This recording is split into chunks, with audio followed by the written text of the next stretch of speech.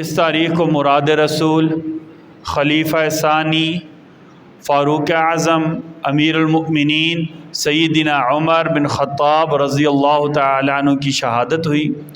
عمر کا نام آتے ہی ہر شخص کے ذہن میں ایک تصور ابھرتا ہے، وہ تصور ہے جرأت، بہادری، بے مثال انتظام حکومت، عدل کا، انصاف کا اور اسلام کی روشن زندگی کا ایک تصور ابھرتا ہے۔ اسی مناسبت سے آج کے جمعہ میں ہم نے سیدنا فاروق اعظم رضی اللہ تعالیٰ عنہ کی سیرت، فضائل، آپ کے مناقب، آپ کا دور خلافت اور آپ کے واقع شہادت کے حوالے سے چند باتیں عرض کرنی ہیں۔ سب سے پہلے آپ کا تعارف، آپ کا نام تھا عمر، آپ کے والد کا نام تھا خطاب۔ آپ کا نام تھا عمر، آپ کے والد کا نام تھا خطاب۔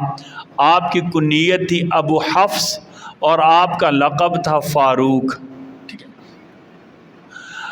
نویں پشت میں آپ کا نسب نبی کریم صلی اللہ علیہ وسلم سے جا کر مل جاتا ہے۔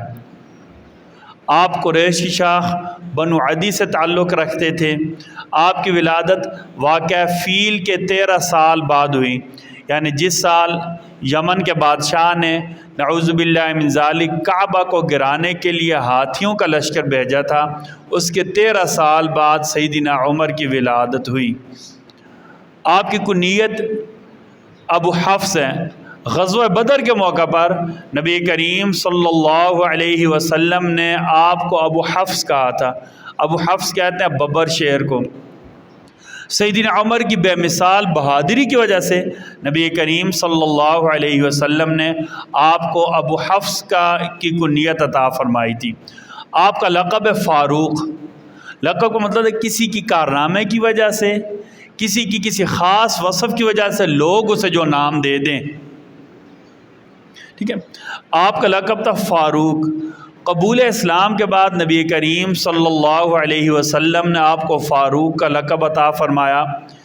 سیدہ طاہرہ، طیبہ، مزکیہ، صدیقہ بنت صدیق، سیدہ عائشہ صدیقہ رضی اللہ تعالیٰ عنہ سے کسی نے پوچھا کہ حضرت عمر کو فاروق کس نے کہا یا ان کا نام فاروق کس نے رکھا؟ تو سیدنا فرمایا کہ نبی کریم صلی اللہ علیہ وسلم نے ان کا فاروق نام رکھا تھا یا ان کو فاروق کا لقب عطا فرمایا تھا۔